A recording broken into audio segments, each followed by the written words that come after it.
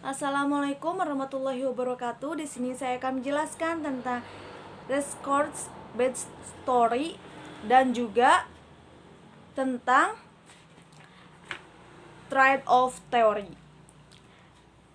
RBT dapat menjelaskan bahwa perusahaan dengan kemampuan mengelola intelektual kapital dengan maksimal, dalam hal ini seluruh sumber daya yang dimiliki perusahaan, baik karyawan, aset fisik, maupun struktural kapital, dapat menciptakan nilai bagi perusahaan tersebut. Asumsi dari teori ini adalah bagaimana perusahaan mendapatkan nilai tambahan dengan mengelola sumber daya yang dimiliki.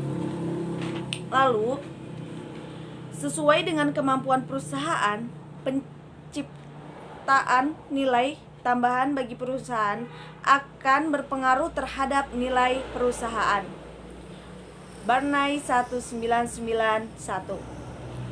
Salah satu variabel yang memiliki keterkaitan dengan RBT adalah variabel competitive advantage. Resort Bed Story memandang perusahaan sebagai kumpulan sumber daya dan memiliki kemampuan. Perbedaan sumber daya dan kemampuan perusahaan dengan perusahaan pesaing akan memberikan keuntungan kompetitif. Kemampuan perusahaan dalam memberikan kemampuan perusahaan pengelolaan sumber daya dengan baik dapat menciptakan keunggulan kompetitif sehingga dapat menciptakan nilai bagi perusahaan. Sehingga asumsi dalam teori ini adalah bagaimana perusahaan dapat bersaing dengan perusahaan lain untuk mendapatkan keunggulan kompetitif dengan mengelola sumber daya yang dimiliki sesuai dengan kemampuan perusahaan.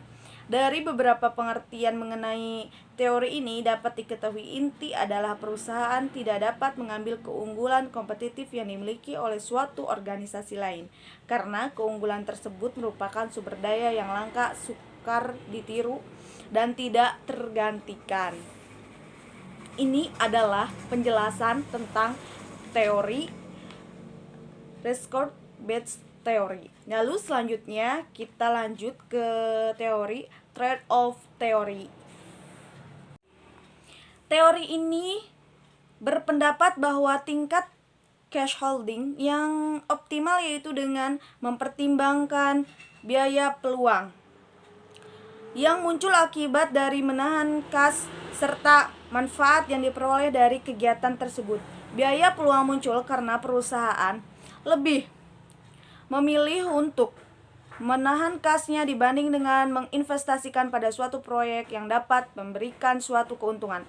Manfaat dari menahan kas adalah untuk menunjang kegiatan transaksi operasional perusahaan serta menghindari perusahaan dari kesulitan keuangan. Selain itu, perusahaan juga dapat meminimumkan biaya yang harus dikeluarkan untuk mengkonversi aset menjadi kas. Ferreriar dan Villela 2004. Trade-off Theory berkaitan langsung dengan cash holding. Di dalam penelitian ini, dikarenakan cash holding, perusahaan dikelola dengan mempertimbangkan batasan antara biaya dan manfaat yang didapatkan dari menahan kas. Keputusan yang dapat dalam mengelola cash holding akan konsisten dengan tujuan perusahaan untuk memaksimalkan nilai perusahaan. Perusahaan juga harus mengatur cash holding perusahaan agar dapat manfaat yang diperoleh seimbang dengan biaya yang harus dikorbankan perusahaan untuk menahan kas tersebut. Teori trade-off juga memiliki kaitan dengan variabel dependent yaitu capital expenditure. Teori trade-off mengatakan bahwa ada hubungan positif antara capital expenditure dengan kepemilikan kas.